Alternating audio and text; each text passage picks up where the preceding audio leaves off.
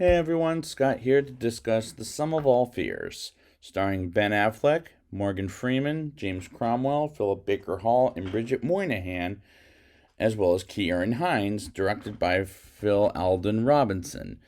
Now, before I get into this, I did go to theaters for this thing, and what do I think of it? I don't know. I don't remember much about it, except I couldn't follow it, but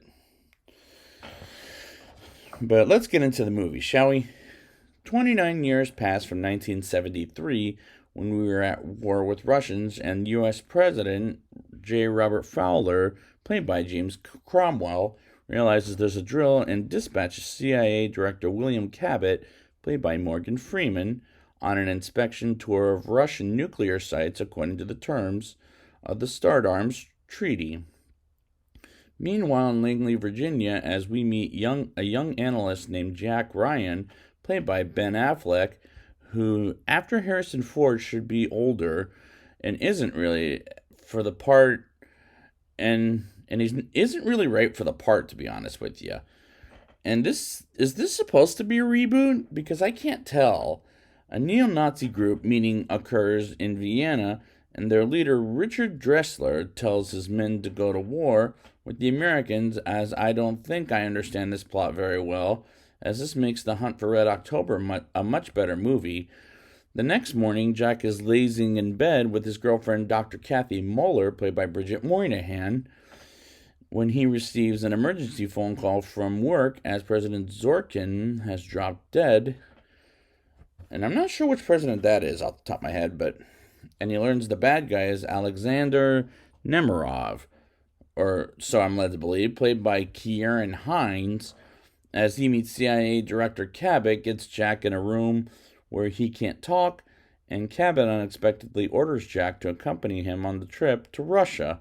And I like the chemistry of Jack and Cabot, as I'm confused as hell as into what is going on in this movie. In the desert, an international arms dealer named Olsen, played by Colin Feore, whom I reviewed a couple of times as he was in The Amazing Spider-Man 2 and Thor, as he meets with the Arab scrap metal merchant and quickly recognizes the type of bomb he sees before him, as Jack is on the phone telling his girlfriend he's working for the CIA, and she's led to believe it's a lame excuse, as Cabot tells him to tell her that is a joke, which is a bad joke, I'll say. After a brief meeting in Moscow with Nemerov, Jack and Talbot, I'll say, sounds like the Hulk villain or something, inspect a Russian nuclear site, as Jack shrewdly notices that 3 top nuclear scientists are absent from the facility, and this isn't working for me as well as The Hunt for Red October. When questioned by Jack, the Russian host gives a pat and unsatisfactory explanation, which doesn't make any damn sense. Cabot comments that if someone wanted to build a clandestine nuke, the missing scientists are the exact 3 they would need, and not only am I confused and I don't really care for the characters, but I am bored with this movie. Returning to Washington, Jack is invited by Cabot to a Thai gala at a posh hotel where President Fowler is speaking, as Jack and Kathy are thoroughly enjoying the evening until the president's speech is interrupted by aides who quickly whisk him away from the podium. And I did like the scene, and I do like the presence of Morgan Freeman and James Cromwell, but unfortunately they're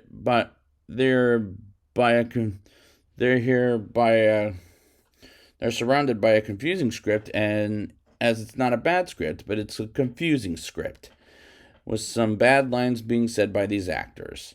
A CIA operative named John Clark, who's played by Liev Schreiber, has been dispatched to Russia to investigate the 3 nuclear scientists, as he manages to pinpoint an abandoned Soviet military base in Ukraine, where the men might be working as Cabot sends Jack to assist him, and they manage to penetrate the compound, which shows no sign of current activity.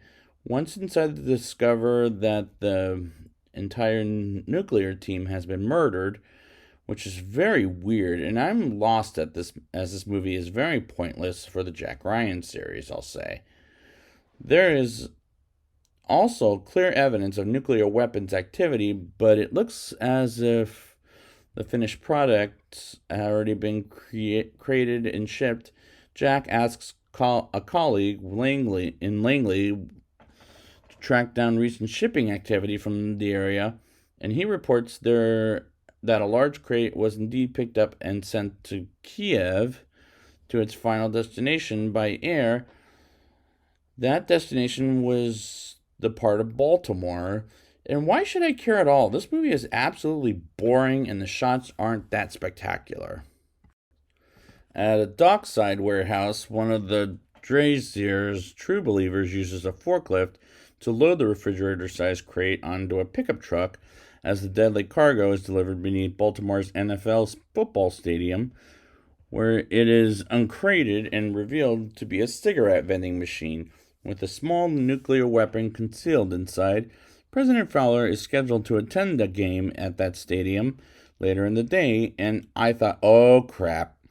Not only is the president in danger, but it's starting to get better for me, but still not as good as The Hunt for Red October. Jack calls Cabot to warn him about the threat, not realizing that he is attending the football game with the president, boarding a helicopter for Baltimore. Jack keeps trying to get through and finally reaches Cabot, and Cabot suddenly realizes with horror that the stadium is likely the target. The president is immediately hustled out, and his motorcycle speeds away from the stadium, but they are unable to outrun the shock wave from the exploding nuke. The presidential motorcade is blasted off the highway as Jack's helicopters also knocked to the ground. Military rescue personnel retrieve the slightly injured president from his limousine and put him aboard Air Force One. As now I can get more excited about this movie. A stunned Jack is able to escape from the wreckage of the helicopter. In the distance, he sees a mushroom cloud over Baltimore, as he can only hope that Kathy is safe. As I'm following it much better this time, as I'm an hour and 12 minutes into the movie, as the president tries to sort things out aboard Air Force One, and Nemerov tries to maintain a safe distance from the tragedy, a corrupt Russian Air Force general in the pay of Dressler tells the squadron of the backfire bomber pilots that the U.S. has attacked Moscow. He orders an attack on a U.S. aircraft carrier in the North Sea. The backfires launch a salvo of cruise missiles at the ship, destroying the conning tower. In one of the elevators, President Fowler orders a retaliatory strike by F-16s against the Russian airbase, from which the backfires were launched. The U.S. and Russia teeter on the edge of nuclear war, just as Dressler had hoped. Earth and escalation by one side matched the other is why am I liking this better than the first hour and 10 minutes of the movie? Because it's telling a better story, but it's still a bad or confusing script at best. And the explosion looks bad. Convinced by that Nemerov didn't order the attack,